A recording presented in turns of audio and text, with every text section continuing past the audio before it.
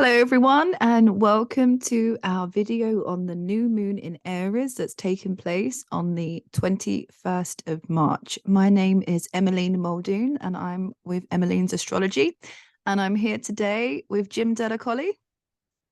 Hi everyone. Thanks for getting together again, Jim.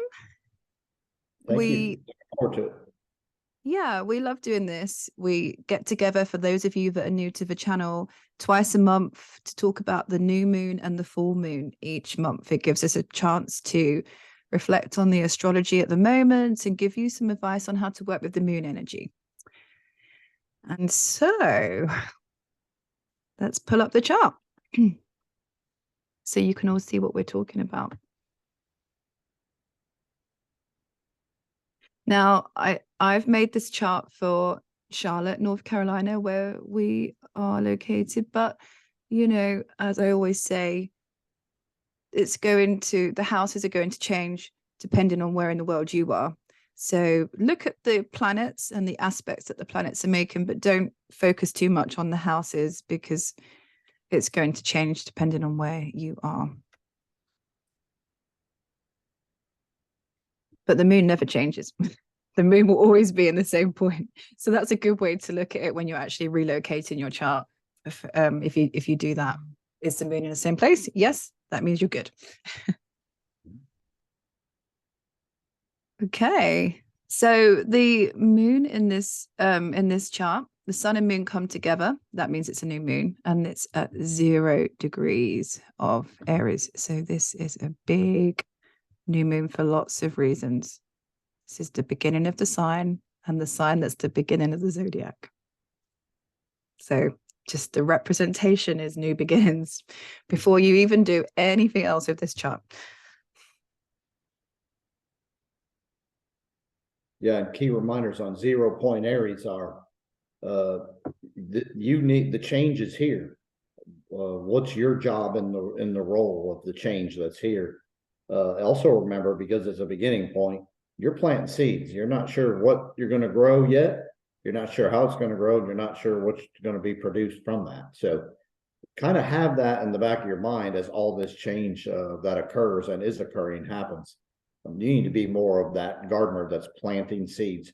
So prepare yourself as best as you can, work from within, and use this to really catapult yourself, because the future is extremely bright, but we got to get there. So this is a starting point. Yeah, and you know, just to bear in mind that this is the new moon, the astrological new year. When you have the new moon in Aries each year, it's what we call the zodiac new year, the astrological new year. This is the beginning. This is the start of the fresh, the start of the new. So there is also that energy that comes with the Aries moon each year, the Aries new moon. The other thing to look at here is that we are right at the equinox. This is the day where Sun has moved into Aries. So again, fresh new energy, fresh new beginnings. The equinox is bringing out the energy for the next 6 months. So we've got a lot of new beginnings here in this chart. So many symbols for new beginnings, all littered around it. And with the moon being in Aries, this is a very bold new moon. This is a very innovative new moon. Now, when I pulled up this chart, the word that came to my mind, Jim, was initiation. I think that can really sum up the energy of having the sun and the moon there together at 0 degrees of Aries. So what are you looking to initiate? What changes are coming your way? Because inevitably this chart is going to affect you in some way of starting afresh, starting anew. And to figure out maybe how it's affecting your chart, where is 0 degree? Because that's where the sun and moon is. So that's where the new moon is. Where is 0 degrees of Aries in your chart? Because that is the point in which that is the part of your chart that's having its new beginnings. So you can look that up and see, oh, well, how is this affecting me?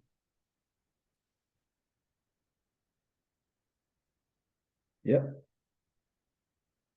And then hopefully everybody knows where 0 point Aries is in their chart, because whenever any planet crosses over that, things can begin anew no matter where 0 point Aries is. So hopefully you know by house, and know that you're initiating something in that realm. For me, I'm second house of my values, and so I'm being tested tremendously with that, and I'm actually enjoying it because there's so much energy here and there's so much change. I want to be as big of the part of the change as any of you, and I'm hoping that you come along, you pull me when you need to, and I pull you when I need to pull you. So I hope that's what happens here. Yeah, it's important to see where it is in your chart. So if you need help with that, you can always put it in the comments below, and we can put a screenshot of your chart, or just give us we can have a look at it and help you find that part for you, because it is nice to know which house is growing in your chart. Now, the sun and moon are conjunct, as they are every new moon, but what we also have here is a sun, moon, Neptune conjunction. And Mercury as well, right? And yes, there's a sun, moon, and Mercury and a Neptune conjunction. But the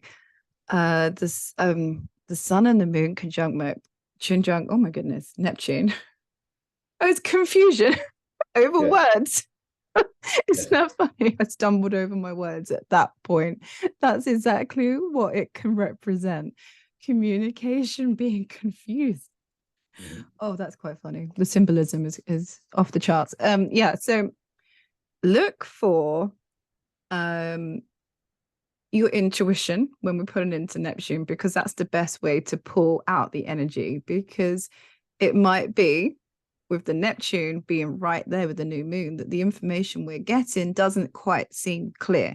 There might be a bit of a fog over how we're going to move forwards. There might be a mist that we can't see the answers. We can't see through it very clearly. So what we have to do is pull into what does our gut tell us is the right way forwards.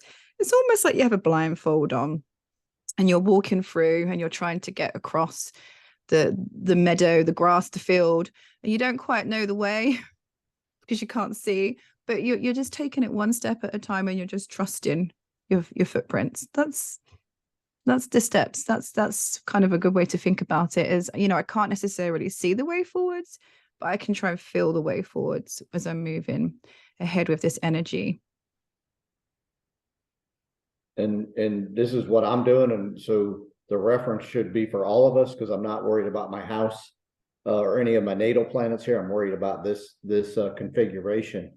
I want to manifest, and I want to bring sense to my non-physical side and bring that into awareness, or take it to a whole new level. So that's what I'm looking to, find more of who I am from the non-physical side. I'm hoping that's what you do as well. So yeah. So another conjunction we have in this chart is the North Node and Venus. That's that right up there. And what that tells me, that's a really nice energy. That's the collective destiny, the collective path, us moving forward to where we're meant to go with love. We're moving forwards with love. So remember, especially with Pluto being there at the 29th degree, the karma involved in our decisions and where we want to go, doing things that's for the best of everyone and not just being selfish. Sometimes when we use that Aries energy, it's like moving forward for what we want to do and how we think it's best for us, but just to remember to bring in the good for the collective and the good for everyone with that Venus energy. And also, Venus in Taurus, that can connect us to the earth in some ways, maybe doing what's good for the planet and doing what's good for your yard. Actually, this is a really good time to plant. Thinking about yard work, a good time to, if you're in the garden doing your gardening, a good time to put your vegetables in, plant some seeds with this moon. and also think about the moon North Node in Taurus. Uranus is also there. It's not conjunct, it's 11 degrees off, but take that energy and make a base. This is going to help us with the foundation. So don't worry about just do your part, as Emmeline just said, and get that foundation, because Taurus is where we got to get the plan. So this is the beginnings of us getting the plan together. Venus will help make that a little easier. Do not worry about where it's got to go or why you're putting this together. Just get going. That's the key here. Yeah. Pull into that Aries energy. You know, it's bold, it's courageous, it's fearless. And not all of us are like that all the time. So having this new moon, it does really pull into finding your strength, finding your courage, finding the ability to be able to initiate and move forward. It's really good. Just, you know, there's also the impulsive side that comes up with it as well. As we keep saying, Jupiter is in Aries. So you use it to be bold, use it to initiate, but just don't be too quick where you're so impulsive that you don't think through what you're doing. It's good to maybe sometimes step back and think before you move forwards with all this Aries energy in the chart. It's definitely good for a lot of things, but maybe good to double check. And I'm okay with you being upset and aggravated and passionate, and all those are good because we got a lot of Aries energy. So please don't, let those emotions out. Do some strenuous exercise. It'll help you. Oh yeah, that's a really good tip actually. Because this, when you look at this chart, the other thing that can come up in your mind is the image of war, like the Mars energy, the squaring all these planets, and the Aries of is the warrior. So it could make you think of that type of stress, energy, war energy. So with that in mind, if you feel like you're going that way with it, pull into what Mars likes, the exercise, and then you can use it to help you. Yes. You want to go to the squares next? Yeah. Okay. I just kind of touched on that with that Mars square. Yep. That's a big one. We can get deeper now, that's for sure. Oh yeah, that's definitely a big one. Mars square the sun. I mean, what it's good for, vitality, like getting the energy, like you just said, using it for exercise and so forth. But it is fiery, it is impulsive. There can be anger, aggression. You can use this energy really good if you direct it towards your goal. Put it at the fire into making the new beginnings that you want. And then it can be used really well, and it can be really exciting. It's also square the moon, Mercury, and Neptune. So think of the moon's your past, Mercury's kind of our nervous system and our ability to think and communicate, and then Neptune's our ability. We got to put it all together from a perspective that's more than just physical. It's the universe, and it's all the non-physical. It's our hunch, it's our our instinct, it's our ability to truly love and kind of understanding it all. So with this square, it's weird because it's out of sign, if that makes sense. So it's Mars is in they're in two signs that want to get along, but Mars is so late in Gemini that it's still square by degrees. So we want to be careful here, that we want to make sure that we're trying to take deep breaths and throw as much patience as you can in here, but know that you're going to have to work and you're going to need to get fired up, and you will get fired up. So don't fight it. Just try to do and deal with it the best you can, because there's going to be a lot. You're going to be dealing with every facet of who you are, where you're going, the sun, where you've been, the moon, how and what Mercury from a physical standpoint, and then how and what from Neptune, which is a non-physical. So it's pretty much every factor here in this square, just with Mars. So. And the other thing about Mars is now, once we get to this new moon on the 21st, it has moved across from its shadow period, from its retrograde. So it's now moving. It is back to full speed. It's it's done with that horrible Mars retrograde that we've been going on about for months and months and months. So, that part of the Gemini part of your chart is going to now feel like it's moving ahead, and it has the knowledge now to move forwards, how you need to move forwards, because Mars going through Gemini since last August has really caused us to be frustrated, be held back, but in the process, learn what we need to know through the Gemini part, to enable us to move forward better now. So that knowledge that we've gained over these last couple of months is actually going to prove really helpful with how we do move forwards now. Yeah, Mars is the planet that rules Aries. So yes, absolutely. Yeah, it's moved over its shadow period. And actually, a few days after this new moon, on the 25th, I think it moves into Cancer, which will be out of the sign of Gemini. And then we can all just sigh a huge, give a huge sigh of relief at that point that it's moved on. Even though it's not necessarily at home in Cancer, Mars can be quite grumpy there, grouchy there a little bit. It is moving on, so it's happy. And we're all going to feel that Mars moving on in our charts. Yes. I'm kind of happy that Mars, this is a busy month. This is why it's such a busy month. We've been talking about this for so long. Just trying to find time to get this video done together with us too is not easy. We've both got so much going on at the moment, but we've managed to pull through and come to give you the updates of this new moon, because it is a big one and it is important. The other square I have is Pluto laid in Capricorn square Venus, and that tells me liar. That just screams of liars. So you want to be careful here, as Venus is in Taurus, which is us trying to figure out just what's going on in the physical plane and piece it together. And then Pluto, of course, is the underworld or hidden. So a lot of the truths, if it's a lie, it's a truth, are also emerging. I talked a couple of videos ago about Devastation, and everybody took it how I expected them to take it, which was, oh, bad, not good, terrible. But the truth is, Emily and I are kind of chuckling at times, because when I talked about Devastation, I think of this arrangement, not necessarily Pluto square Venus, but Pluto square planets, and then Pluto getting ready to go into Aquarius. What if the things that need to go and are not good for us, or have been wrong, or the lie, or the problem, what if they get devastated?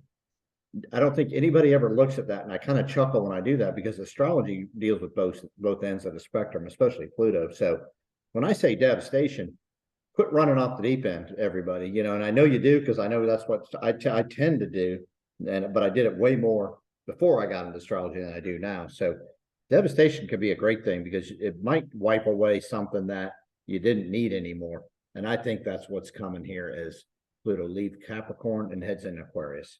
I think we're going to see a lot of things that needed to go. We may not even, we were our own worst enemy, or we didn't even realize it. So just watch and enjoy the show, because it's going to be interesting. Yeah, because literally 2 days after this new moon, Pluto is moving into Aquarius. So this new moon really has that energy of that finishing up business that Pluto's been trying to do for the last, it's been doing that dance for the last year at, in around 29 degrees of Capricorn, but now it's really, really intense. And it does have a square to Venus as well. So it is saying sometimes we have to think about how we want to what do we want to love? How do we want to love? How do we want to have our things around us, and maybe our money and so forth. Venus also represents money, but we have to make those final changes. Get those final changes out the way to bring in the new. Sorry, what were you saying? Yeah, no, I was just going to say, and then sometimes maybe we love something that didn't deserve our love. So look at that as well. Maybe you'll notice that. So just careful here, because a lot of structures are going to change. And you said money. I was not going to mention it, but you did it. So now the door is open. Now it's out there now. Watch that get destroyed. So good job. That one's on you. That one's on you this time. Yeah. Well, you can't think about Venus without thinking about love and money. So it's right Venus, there. Yeah. Yep. So same thing with love. So get ready. So yeah, but the thing is, we're going with the new energy. So we're finding a new way. We're finding a new. Yes, we are better. New love, better way of having money and so forth. You think about when paper money, when notes, they call them notes in the UK, they call them bills here in the US. But when when we didn't use gold anymore, you know, back like what, 230 years ago, and it was, oh, we're going to switch to paper money. That was kind of a strange. We should look up the transits for that to see how it relates. But you know, that is people at first were very suspicious, didn't understand why these pieces of paper had value, but it created a new system. And so it wasn't necessarily bad or scary, but it's just a new way of moving forwards. And that's kind of the energy here of this. And I'm telling you, I think that system that was created then is looking to be removed and replaced. So let's watch and let's enjoy. Let's figure out where we're going. What's the next step? So. Venmo. Yep. Yep. There's a lot of avenues that can go. So I'm a lot of avenues. Yep. Yeah. Yeah, so that's all the squares, I think. Yep. And we also have a lovely trine with Saturn. If anything's lovely with Saturn, which you find ways to love Saturn, I do not. Do you Saturn? Yeah. I'm gonna get a t-shirt made up. Do your Saturn. You need one. I'm gonna get you one back. Saturn girl, do your Saturn. Yes. Well, you know, that's the thing. Saturn can really add on that strength. And with this chart, Saturn is trine in Mars. It's, you know, out of sign trine, but it's still there. Mars gives you the energy. Saturn gives you the stamina. So this is kind of a marathon feel. And then, you know, that's a great energy. People that are actually, they're training for the London Marathon right now. That's happening in April.